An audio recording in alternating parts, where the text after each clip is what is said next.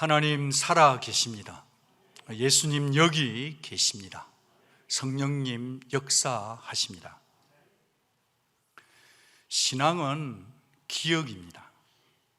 이스라엘 백성에게 모든 절기는 과거를 기억하는 의미가 있어요. 그래서 구약 성경 레위기 23장 이후부터는 여러 가지 절기에 대한 설명이 나오는데, 이를테면 안식일, 유월절, 무교절, 초실절, 칠칠절, 나팔절, 속죄절, 그리고 초막절 등이 있습니다. 이 안식일을 제외한 모든 절기는 하나의 공통사건, 즉 출애굽 사건을 기억하기 위해 제정되었습니다.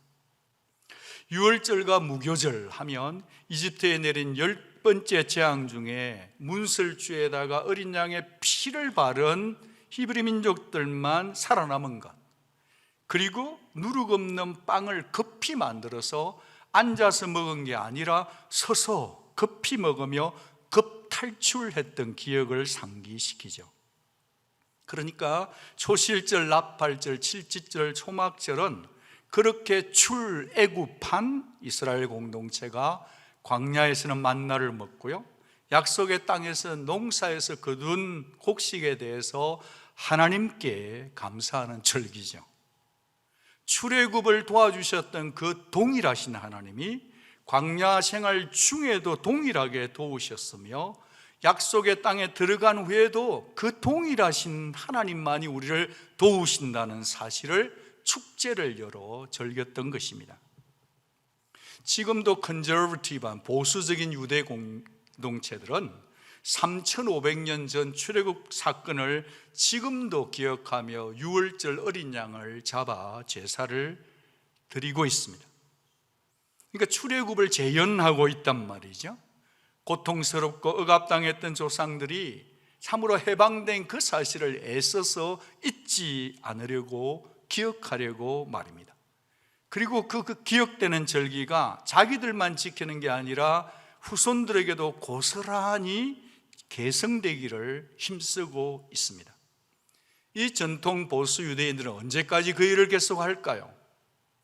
온 인류에게 평화와 자유를 가져다 줄 메시아, 그들 유대인의 관점에서는 아직도 오지 않은 그 메시아가 앞으로 오실 때까지 어린 양을 잡으며 유월절을 기념할 것입니다. 그 보수 유대인들은 생명처럼 소중히 유월절 절기를 지킬 수는 있겠지만 그들은 딱 거기까지입니다. 옛적의 기억 속에서 말이죠, 조상들의 그 옛적 감격에만 머물러 있을 뿐이죠. 구약의 하나님 속에 머물러 있는 것입니다. 그들은 이미 오신 예수 그리스도의 일생에 관한 절기들은 전혀 누리지도 맛보지도 못합니다. 예컨대 그리스도의 오심을 기다리는 대강절 애드벤트, 그리스도의 탄생을 기억하는 성탄절, 그리고 그리스도의 순환을 기념하는 렌트, 사순절, 그리고 예수의 부활을 기념하는 이스터, 그리고 부활 이후 성령이 강림하여 교회가 탄생된 성령 강림절은, 그리고 다시 오실 예수 그리스도에 대한 재림의 약속은 전혀 누리지 못하고 있는 것입니다.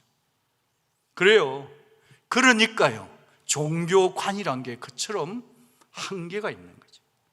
신앙은 기억하는 것이지만 주 예수 그리스도를 중심축으로, 예수를 중심축으로 기억되는 기억이라야만 의미가 있고 가치가 있습니다. 뭔가 새로운 은혜, 새로운 선물, 새로운 은사를 받기 위해서 매달리는 종교생활이 아니라 이미 받은 은혜를 날마다 새롭게 기억하는 것, 그것이 언약의 성도, 신약의 성도들의 생활의 기준입니다. 그런 관점에서 오늘 교회력으로 보면 종려주일 아침이에요. 이스라엘 백성들이 종려가지를 막 흔들면서 환호하며 예수를 환영한 데서 붙여진 명칭이죠. 그날 종려주일에는 말이죠, 예수께서 스스로 자기가 공적인 왕임을 선포하시며 죽으시기 위해, 뭐 하시기 위해요? 죽으시기 위해 어린 나귀를 타고 예루살렘에 입성한 날입니다. 바로 이날에서부터 패션 위크, 고난의 주간은 시작됨을 기억하는 것이죠. 그런데 오늘 이 종려주일 아침에 제가 선택하고 함께 읽은 본문의 말씀은 베드로 후서입니다. 주제가 뭐죠? 재림입니다. 종려주일과 재림이 무슨 상관이 있냐고요? 그때 주 예수님은 죽으시기 위한 발걸음 구세주로 오셨다면, 장차 오실 재림의 주님은 심판주로 임하실 것입니다. 그때 종려주일은 예수님이 스스로 내가 왕이야라고 퍼블릭 자기 계시라고 한다면, 마지막 주님이 다시 오실 때는 예수가 인정하지 않으라 온 열방의 민족이 만왕의 왕으로 오실 예수 앞에 무릎을 꿇고 주로 고백할 날인 것입니다. 그때 종려주일에는 예수님이 어린 낙이 타셨으니 응거주춤 오셨지만, 다시 오실 그날에는 백마 타고 위풍당당하게 오실 만왕의 왕, 만주의 주이신 줄로 믿습니다. 바로 이것이 언약의 성도가 지금까지 믿어온, 지금도 믿고 있는, 앞으로도 믿을 우리의 재림 신앙관이죠. 그래서 저는 오늘 이 종려주일 아침에 우리의 시간과 신앙의 스펙트럼을 패노라마로 좀 펼쳐보고 싶은 마음에서 다시 오실 주님을 이 종려주일 아침에 일깨우는 것이 성도의 영혼에, 성도의 경건에, 종말을 살아가는 성도에게 유익하다 확신합니다. 지금 베드로 사도는 마음이 굉장히 촉박합니다. 급박해요. 나도 나의 장막을 벗어날 때가 임박한 줄 알미라. 자신의 순교의 시간이 얼마 남지 않았음을 직감했기 때문이에요. 그러니 사랑하는 성도들, 내가 아무리 이 성도들을 사랑한다 할지라도 일깨울 시간이 더는 없다, 시간이 없다. 그러니 늘 생각나게 해주고 싶다, 항상 기억했으면 좋겠다. 그 관점에서 베드로 전서와 베드로 후서에 이르기까지 거듭거듭 반복 강조하고 있는 것이죠. 베드로 후서 3장 1, 2절을 보면 이 두 편지, 좁게 보면 베드로 전서와 베드로 후서, 넓게 보면 구약과 신약 될 수 있겠어요? 이 두 편지로 너의 진실한 마음을 일깨워서 생각나게 해서 곧 거룩한 선지자들의 예언의 말씀, 구약과 구주께서 사도들로 말미암아 명하신 것을 기억나게 하려 하노라. 선지자들의 예언의 말씀이 구약 성경이라면 사도들의 손끝에서 전달된 편지, 서신서 형태로 존재했던 신약 성경입니다. 그래서 우리가 기억하다, 성경 교회에서 기억기란 말을 사용할 때 그것은 일반적으로 말씀에 대한 기억을 말해요. 말씀이 기억나야만 하나님의 성품을 기억할 수 있어요. 말씀이 기억해야만 십자가의 사랑을 깨닫게 되는 기억이 회복되는 거죠. 여러분은 여러분의 마음판에 저장된 말씀이 얼마나 있습니까? 여러분 지금 생각나는 말씀이 얼마나 있으신가요? 여러분이 콱 붙던 말씀은 얼마나 세이브되어 있습니까? 묵상하여 기록된 말씀이 저와 여러분의 영혼을 살립니다. 묵상한 기억된 말씀이 있어야만 이 마지막 시대에 진리 아닌 것을 맞서 싸울 수 있는 힘은 말씀에서 오는 줄로 믿습니다. 우리 언약 공동체가 주의 말씀에 목숨 거는 이유가 거기 있는 거죠.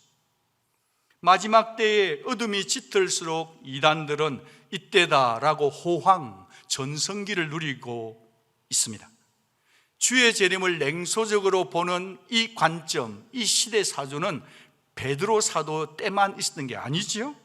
심지어 포스트 모던을 살고 있는 오늘날의 신자들 중에도 이 재림에 대한 소망이 망각 퇴색되어 가는 것이 의외로 많다는 사실에 놀랍니다. 오늘 이단 세력과 생각과 맞서 싸운 사도 베드로의 말씀을 통해서 우리 자신의 재림의 신앙을 오늘 이 종려주일 아침에 되새겨보고 우리의 재림 신앙을 말씀에 비춰보기를 원합니다. 그래야만 이단의 생각에 끌려가지도 않고요, 진리를 왜곡한 한낱 내 관점, 내 생각에만 머물러 있지 않게 되기 때문입니다.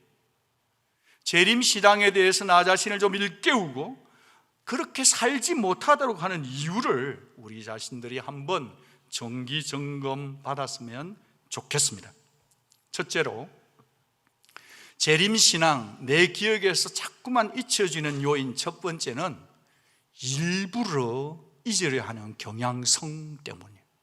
일부러 잊으려 하는 죄의 DNA 때문이에요. 그 일부러 잊으려는 경향성의 원인, 코우즈는 뭐냐? 정욕 때문입니다. 오늘 3절 말씀을 보면 사도는 먼저 이것을 알지니 말세에 조롱하는 자들이 와서 자기 정욕을 따라 행하며 조롱한다 하네요. 말세의 특징을 보면 믿음에서 떠난 자들의 전형적인 삶은 자기 정욕을 따라 삽니다. 사도 베드로의 시대 진단은 이것이었습니다. 자기 정욕을 따라 사는 자들은 예수의 재림을 믿지 않는다. 아니, 하나님, 거룩하신 하나님 자체를 인정치도 않더라. 그 원인이 어디냐? 자기 정욕 때문이라는 겁니다. 그것이 좀 더 펼쳐보면, 아니, 주에 강림하신다는 약속이, 재림한다는 약속이 말이 되냐? 금방이라도 올 줄 알았던 우리 할아버지 돌아가셨다. 그래도 오지 않으셨다. 우리 아버지 돌아가셨다. 아직도 오지 않으셨다. 내가 할아버지 됐는데도 오지 않았다. 애당초 재림 같은 건 없는 얘기지. 창조 세계를 한번 봐라. 우주는 안정적이며 규칙적이다. 여전히 지구는 돌고 있고 오차 없이 태양을 회전하고 있으며 24시간 365일 사시사철, 게다가 하늘은 그대로인데, 땅도 그대로인데 재림 같은 돌발 사태가 일어난다고 그럴 리가 없다. 만무하다. 이런 시대사회적인 생각이 펼쳐지고 번져가고 있을 때 이에 맞선 베드로의 반격, 진리의 반격이 5절부터 7절에 이어집니다. 너희는 하나님의 말씀을 의도적으로 부인하고 있다. 일부러 잊으려 하는 거다. 이는 하늘이 옛적부터 있는 것과 땅이 물에서 나와 물로 성립된 것도 하나님의 말씀으로 된 것을 같이 읽어요. 일부러 잊으려 함이로다. 하나님의 말씀이 하늘과 땅을 무에서 창조하셨습니다. 잊어버리려 하는 거죠. 무엇으로 창조했습니까? 말씀입니다. 게다가 처음 창조가 그대로도 아닌데도 의도적으로 잊고 있습니다. 하나님 말씀으로 온 땅을 죄가 간영할 때 죄가 가득한 지구를 청소하신 적이 있거든요. 노아의 홍수 심판입니다. 그때도 무엇으로 심판했는가? 하나님의 말씀이다. 잊지 말거라. 그리고 베드로는 7절에서 이제 하늘과 땅은 그 동일한 말씀으로 뭐하기 위해서?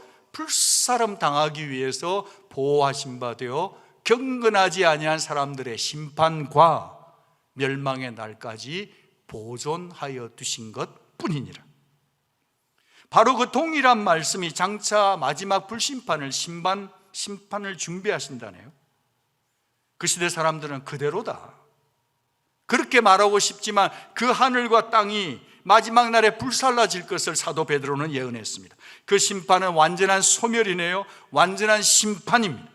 10절 같이 한번 읽어주십시오.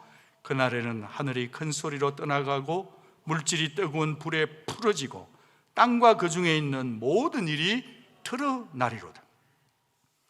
여러분, 오늘 이 세상에 있는 것들은 내일이면 없어지고 말 것들입니다. 천체와 지구, 지금 내가 소중히 여기는 것들을 유진 피터슨의 표현을 빌리면 이 모든 것들은 마지막 불심판 때 쓰일 연료에 불과하다 하네요. 불쑤시개가 되고 말 것이라고 진단합니다. 그런데도 그 당시의 사람들이나 그런데도 우리 역시 왜 일부러 말씀을 잊어버리려 하는 경향이 있을까요? 그것은요, 타락된 죄의 본성 DNA가 있기 때문이에요. 그것은요, 재림의 날에 심판하신다니 그 말씀을 듣기가 불편한 거예요. 회피하고 싶은 거죠. 왜죠? 내 죄가 보이기 때문입니다. 빛보다 어둠을 더 사랑하니까 말씀의 빛 앞에서 내 허물, 내 행위가 드러나는 게 부담스러운 거죠. 우리가 병원 가서 진단받을 때, MRI 찍을 때 왜 무섭죠? 혹시라도 내가 모르는 병이 겉으로 못 보는 것을 MRI가 찾아낼까 봐 그러는 거 아닙니까? 내가 하고 싶은 것에 브레이크를 딱 거는 것이 싫은 겁니다. 세상에 어떤 것도 우리의 인생 가는 길에 브레이크 시스템으로 작동할 수 없어요. 우리가 얼마나 지혜롭고 이기적인데요. 그런데 말씀은 우리를 브레이크 시스템으로 찾아오는 거거든요. 설령 재림 약속을 기억하며 살아가는 성도라 할지라도 말씀 따로 내 즐기는 삶 따로라고 한다면 재림을 부인하는 그들과 우리가 무슨 차이가 있겠습니까? 아니, 목사님 그 말씀도 맞지만 이 땅에 부어진 축복 좀 누리는 게 뭐가 잘못입니까? 사람들 내 처지에 맞게 합리화하는 데 대가들입니다. 그러나 어떤 관점에서 보면 들어가 보면 그 동기도 정욕이요, 그 뜻도 자기 이기심 정욕일 때가 많더라. 죽고 나면 소용없어요. 죽기 전에 버킷리스트 마음대로 원 없이 다 해볼 거예요. 해보리라. 이렇게 살아가는 저희들이 세상의 흐름 가운데 시간의 흐름에 따라서 생각 없이 살다 보니 우리의 재림 소망이 희미해질 만큼 보고 싶은 거 다 보고, 갖고 싶은 거 다 가고, 가고 싶은 거 다 가보고, 누리고 싶은 거 다 누리고 싶은 욕구에 끌려다니고 있다면 지금은 어쩌면 진실한 마음으로 하나님 앞에 회개하는 것이 필요한 시간 아닐까요?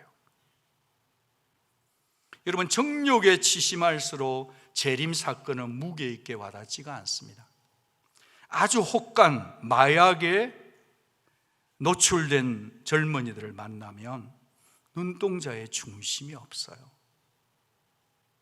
정말 게임이 꼭 나쁜 것만 아니에요. 지나치게 집중되어 있는 청소년들을 보면 눈동자가 흐려진 부분을 가끔 만나기도 합니다.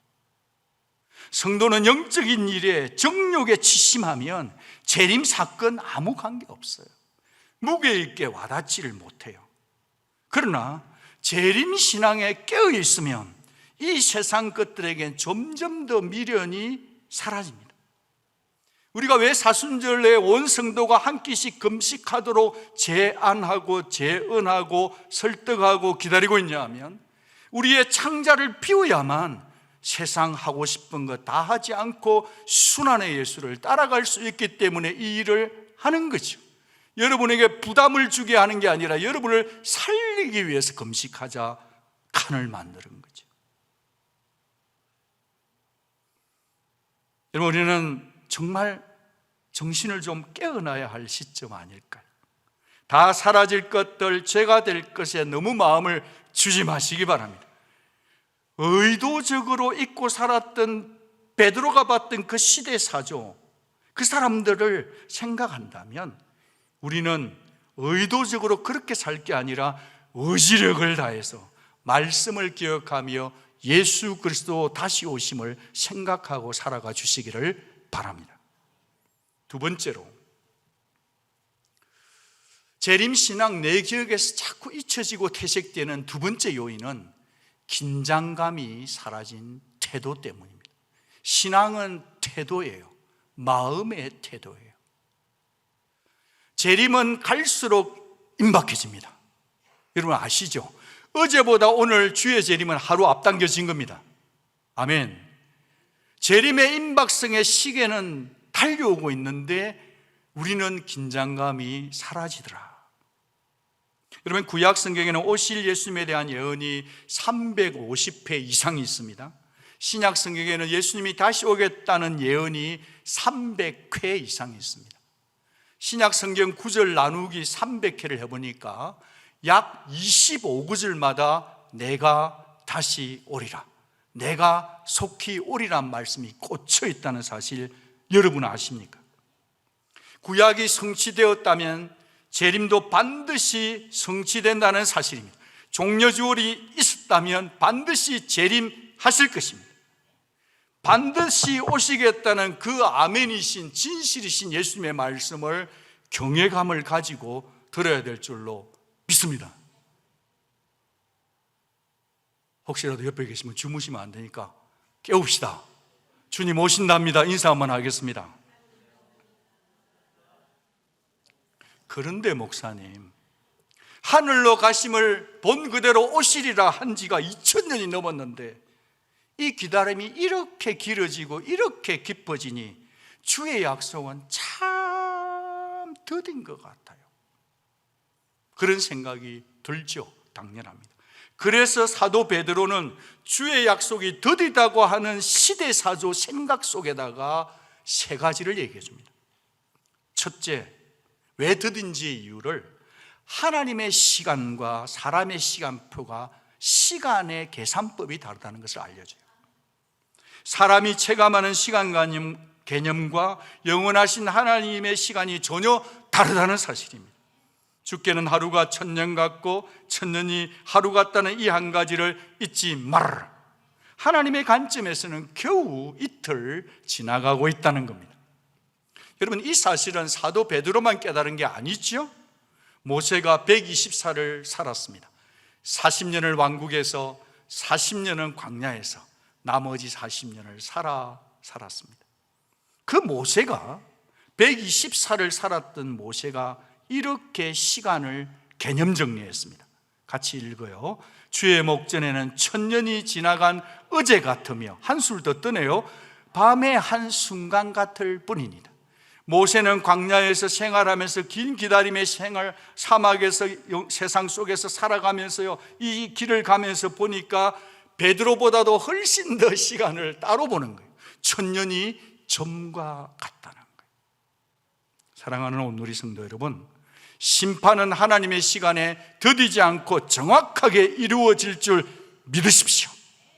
두 번째로, 또 한 가지는 자꾸 더디다고 하는데 지금 사도 베드로는 왜 더딘지 이유를 밝혀요. 그것은 하나님의 성품이라는 거예요. 하나님의 오래 참으심의 성품을 얘기하는 겁니다. 오직 주께서는 너희를 대하여 오래 참으신다는 거예요. 우리는 자꾸 더디다고 말하지만 실제로는 더딘 것이 아니라 하나님의 오래 참으심의 풍성함이 저와 여러분이 죄를 지을 때에도, 저와 여러분이 사망의 잠을 자고 있을 때에도, 저와 여러분이 정욕에 빠져 있을 때에도 우리가 돌아오기를 기다리며 하나님의 시계 슬로우로 대해주고 계신 것입니다. 하나님의 오래 참으심이에요. 세 번째, 그것은 하나님이 드디어 오시는 시간에 대한 목적과 하나님의 소원을 알려주네요.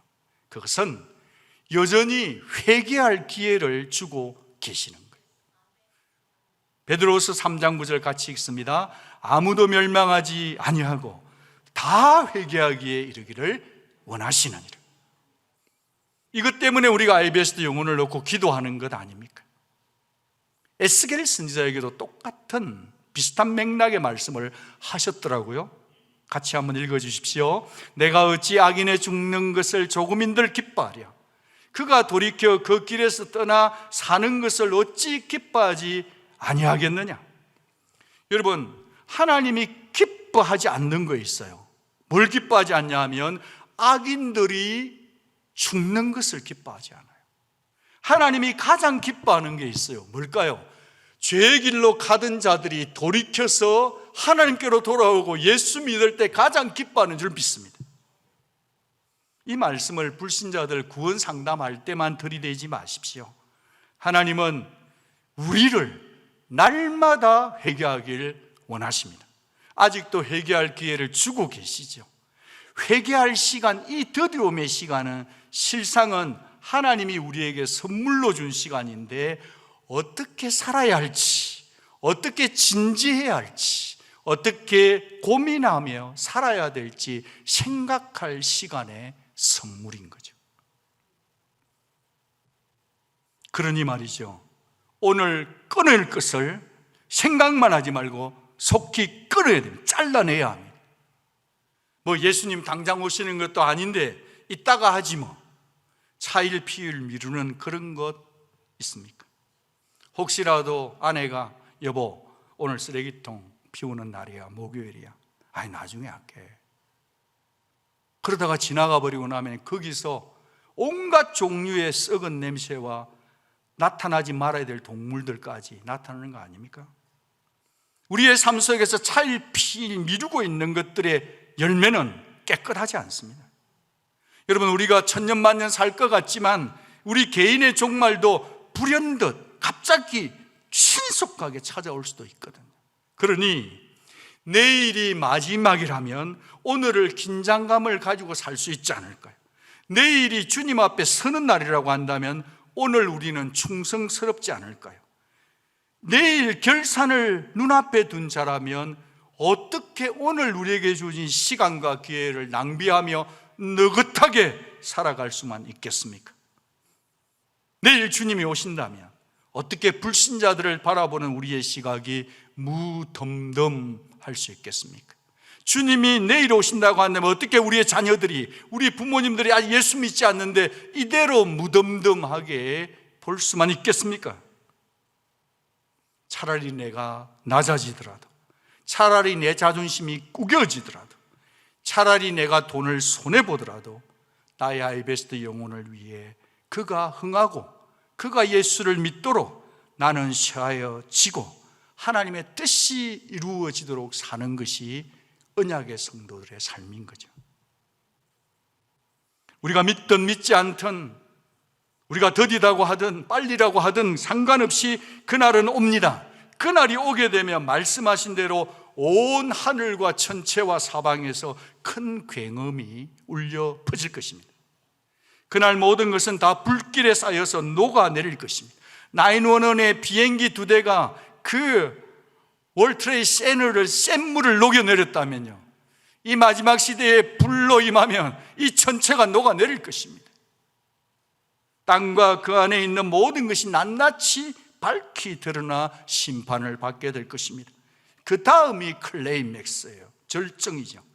같이 읽습니다. 그들이 인자가 구름을 타고 능력과 큰 영광으로 오는 것을 보리라. 시력이 나쁜 분들을 제외하고 보이는 분들은 다시 한 번 더 읽겠습니다. 파워포인트 시작. 그들이 인자가 구름을 타고 능력과 큰 영광으로 오는 것을 보리라. 여러분이 살아서 볼 수도 있고 볼 겁니다. 여러분, 우리 주님의 재림은 특징이 있어요. 하나는 퍼블릭 어나운스가 끝났다는 거예요. 숨김없이 내가 온다, 난 온다고 말했다, 난 분명히 말했다, 그렇게 해놓고서는 두 번째는 올 때는 도적같이 와버리는 거예요. 아무도 모르게 와버리는 거예요. 여기에 성도의 긴장이 있는 거죠. 여러분, 우리가 좀 깨어있을 때 주님이 오시면 얼마나 좋을까요? 화요일 날 전도하고 있는데 주님이 짠짜잔 오시면 얼마나 좋을까요? 근데 만약에 그날 벌거벗은 자처럼 우리 살아온 모든 게 드러난다고 하는데 죄를 짓고 있을 때 주님이 오시면 얼마나 당스러울 거예요. 우리의 삶 속에 이런 긴장감이 있어야 합니다. 사는 게 다 사는 게 아니에요. 제대로 살아야 되는 거예요. 생각하며 살아야 되거든요. 내 더러운 은밀한 죄가 다 밝혀질 그날을 반길 사람이 누가 있겠어요? 이 현실 앞에서 저는 로마서 2장 16절 말씀이 이 문제를 해결하는 닫혀있는 열쇠를 여는 키 중에 하나다라고 생각합니다. 로마서 2장 16절을 보시면 곧 나의 복음에 이른 바와 같이 하나님이 예수 그리스도로 말미암아 사람들의 은밀한 것을 심판하는 그날이라. 그날은 재림의 날일 겁니다. 그날은 주 앞에 서는 날일 수 있을 겁니다. 여러분, 사람들의 모든 은밀한 것은 다 심판을 받습니다. 그래야만 성도가 거룩하게 살 수 있는 거예요. 예수로 말미암아 하나님이 하십니다. 그런데 우리는 복음을 믿고 십자가 믿으니까 우리는 괜찮을 거라고만 100% 개런티하고 사는 게 복음이 아니에요. 사도 바울이 가르치는 복음은 곧 나의 복음에 이른 바와 같이, 지금 이 말씀의 후반부, 하나님이 예수 그리스도로 말미암아 사람들의 은밀한 것을 심판하시는 그 모든 것이 다 복음인 거죠. 우리는 반쪽 복음만 믿으면 아니 되겠습니다. 복음을 믿을 때는 총합적으로 믿어야 되는 거예요. 언약이 뭐냐? 저주와 블레싱을 같이 믿는 거예요. 복만 믿고 사는 포스트 모든 성도는 건강하지 않습니다. 저주만 붙들려 사는 종교성의 불안성도 복음이 아니에요. 복음은 뭐냐? 하나님의 심판과 하나님의 구원을 같이 믿는 거예요. 사도 바울이 나의 복음에 이른 바와 같이 그 날이 올 거라.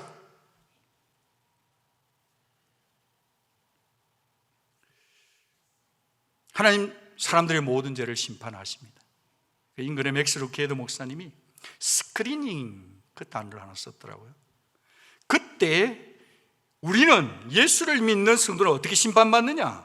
예수 그리스도라고 하는 스크린으로, 예수 그리스도라 하는 복음의 관점으로 예수 그리스도를 바라보는 그 안에서 예수를 믿는 자에게는 죄 있지만 죄 없다, 정죄를 받아 마땅하지만 예수를 보고 하나님이 우리를 정죄 없다 하고 우리를 죄 없다 선포해 주시는 것입니다. 여러분 언제 아멘 하시려고 가만히 계십니까? 무슨 더 복음을 받으면 그때 아멘 하시려고 아껴두고 계십니까? 우리 모두는 다 죄인이고 심판받아 마땅한 자고 죽어 마땅하고 지옥불에 12번 가야 되는 자들이지만, 그런 전부 다 역시 가야 되지만, 썰어 넣어야 되지만, 하나님이 우리를 볼 때 예수의 피를 보고 저와 여러분을 죄 있는데 죄 없다, 복음인 줄 믿습니다. 너 죄 지은 줄 내가 아는데 죄 없는 것으로 여겨주는 십자가의 복음, 오직 믿음으로만 주어지는 예수 십자가 은혜, 이것이 복음인 줄 믿습니다. 죄 없다 하시니까 여러분 정욕하기 위해서 오늘 오후에 돌아가시겠습니까? 다시 죄로 돌아가시겠습니까? 절대 그럴 수 없는 거죠. 베드로전서 4장 2절, 그 후로는 다시 사람의 정욕을 따르지 않고 하나님의 뜻을 따라 육체의 남은 때를 살게 하려 함이니라. 복음인 줄 믿습니다. 저와 여러분은 육체의 남은 때를 살다가 하나님 앞에 갈 것입니다. 성도는 따라야 될 것을 따르고 따르지 말아야 될 것을 따르지 않을 줄 아는 자가 성도입니다. 그러면 따라야 될 것은 뭔가? 하나님의 뜻을 따라가야 돼요. 따르지 말아야 될 건 뭐죠? 정욕을 따라가서는 안 되는 것입니다. 그렇게 살아가는 자가 언약의 성도고 그런 자가 성도인 것입니다. 주님의 임박한 강림을 오늘 이 종려주일 아침에 믿는다면 우리가 어떻게 사는 게 하나님의 뜻대로 사는 걸까요? 11절, 거룩한 행실과 경건으로 살라 하십니다. 거룩한 행실과 경건으로 살아야 합니다. 사도 베드로는 베드로전서에서 이 땅에 살아갈 성도들의 삶의 태도 몇 가지를 꼭꼭 찝어줍니다. 어떻게 사는 게 마땅한지를 알려줬어요. 그런데 들어보면 내가 다 아는 거네, 그런 거예요. 내가 다 하고 있는 거네, 뭐 그런 거예요. 뭐 신학교 가라, 선교사 되라, 뭐 집을 다 팔아서 바쳐라, 그런 얘기가 아니에요.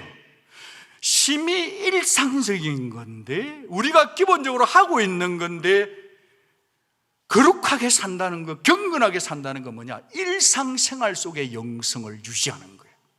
알려드리고 싶습니다. 어떻게 사는 게 마땅한가? 첫째는 정신 차리고 근신하여 기도해야 합니다. 마지막이 임박한 줄 안다면 깨어 기도하는 게 마땅합니다. 둘째, 그 무엇보다 뜨겁게 서로 사랑해야 합니다. 사람을 대하는 태도는 사랑이 기준이 되어야 합니다. 사랑은 허다한 죄를 덮죠.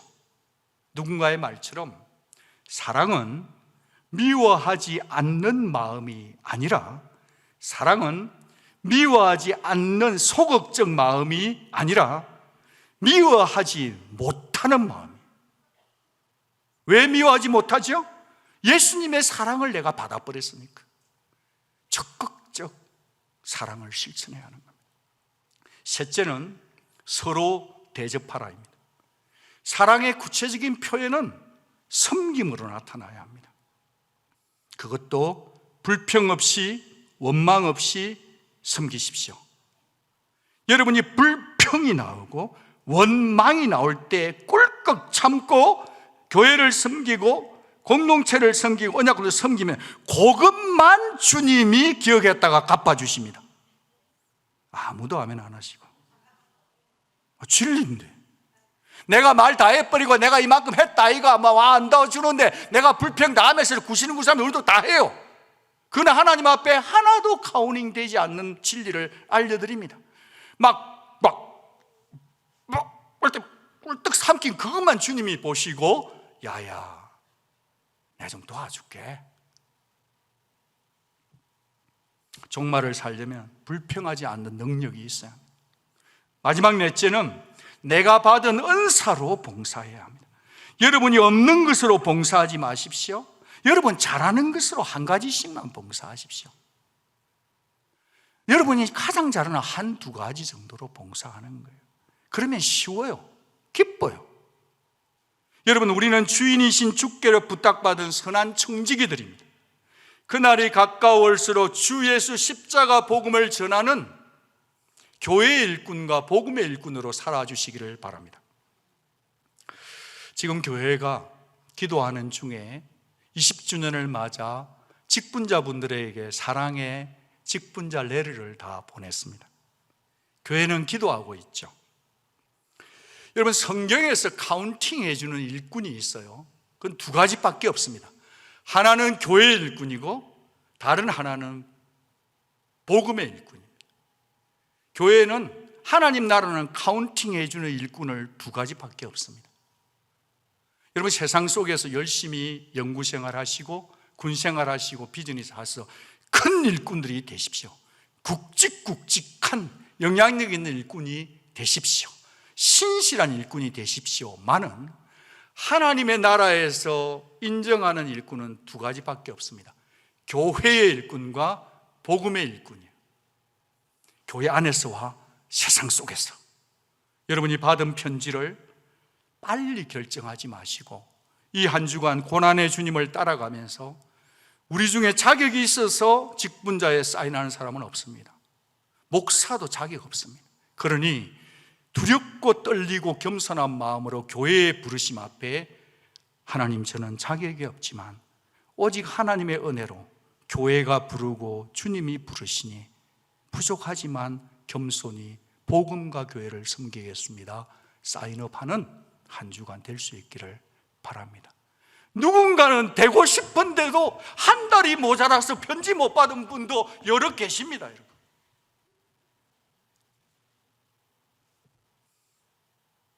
그러나 여러분의 결정은 존중합니다. 여러분이 하나님 앞에서 선택한 거니까요. 사랑하는 여러분, 제가 말씀을 마치려고 하면 오늘 예배가 일찍 끝날 것 같습니다. 제가 이 본문의 말씀 원고를 다 통역팀에게 2번, 3번 보내고 이 말씀을 붙들고 강단에 와서 다시 기도를 했습니다. 하나님, 요즘에 젊은 세대나 어린 아이들도 부모가 기억해라, 이래라, 이래야 된다 그러면은 2번 얘기하면 아빠, 여러분 얘기했잖아요 이러는데 성도님들이 이걸 어떻게 받아들일 수 있겠습니까? 이 마지막 시대를 살아가는 성도들에게 정말 보약이 되는 말씀, 정말 이 종려주일 아침에 재림의 신앙을 전해드려야겠는데 주님, 저 좀 도와주십시오 라고 여기서 무릎 꿇고 기도했습니다. 그래서 찾아낸 단어를 여러분에게 좀 나누고 싶네요. 오늘 여기 베드로후서 한번 펼쳐봐 주십시오. 1절부터 10절을 보면 2절에 기억하게 하려 하노라, 사도 베드로가 기억하게 하려 하노라. 8절에 이 한 가지를 잊지 말라 라고 말합니다. 기억하게 하노라, 잊지 말아라, 이 한 가지를. 재림이 있다 그겁니다. 그런데 5절에 보면 시대사조, 베드로 사도 시대의 포스트 모던 영향력이 있어요. 그들이 일부러 잊으려 하는 거예요. 기억하는 것과 잊어버리려 하는 시대사조의 문화의 충돌인데 이것을 기억하라고 핏대 올리고 설교자가 얘기한다고 기억되는 게 아니더라. 기억을 하는데 어떻게 할 수 있겠습니까? 그랬을 때 주님이 제게 보여준 말씀은 1절과 8절에 2번 꽂혀 있었습니다. 1절 보니까 제일 첫 단어가 사랑하는 자들아, 이 말씀이 그렇게 눈에 쏙 들어왔어요. 8절에도 보니까 사랑하는 자들아, 아, 주님 그런 거군요. 종말을 살 때 기도하고 깨어있고 봉사하고 막 금식하고 이래라고 막 다그친다고 되는 게 아니라 하나님으로부터 사랑받은 자인가 나와 우리인 것을 알려주기만 하면, 신앙은 기억인데 사랑받은 자가 기억하는 거구나. 주님의 십자가의 사랑을 받은 자는 깨어있지 말고 제발 좀 자라고 해도 깨어있을 수 있구나 하는 역설의 비밀을 깨달은 거죠. 사랑하는 자는 주님을 생각합니다. 사랑하는 자는 아파도 주님을 다시 오실 것을 바라봅니다. 사랑받은 자는 비전희 씨가 지금 계속 잘 돼서 1지점, 2지점, 3지점을 아무리 바빠도 주님의 다시 오심을 기억하더라. 사랑이 교회를, 성도를, 진실한 마음을 일깨우는구나. 동의되시면 아멘. 사랑하는 여러분, 이 세상 살아가는 우리 모두는 누구나 다 땅의 끝에 고개가 갈 때가 있습니다. 사랑하는 온누리 성도 여러분, 잠시 사는 이 세상 가운데 우리는 주님을 바라보기보다 세상의 정욕을 따라갈 때가 많죠. 혹시 여러분이 고개를 땅에 두고 정욕에 돌렸다면 다시 삶의 태도를 말씀 앞에 정조전하시기를 바랍니다.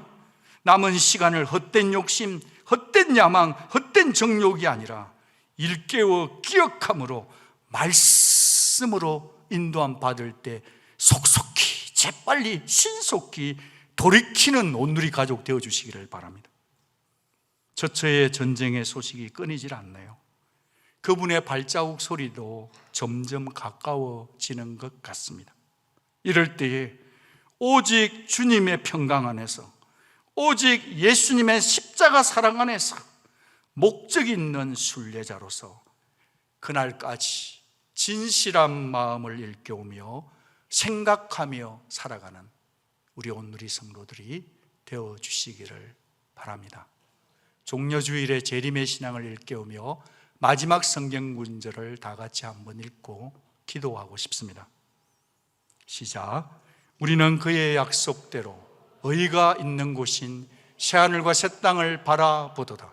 그러므로 사랑하는 자들아, 너희가 이것을 바라보나니 주 앞에서 점도 없고 흠도 없이 평강 가운데 나타나기를 힘쓰라. 아멘. 기도하겠습니다.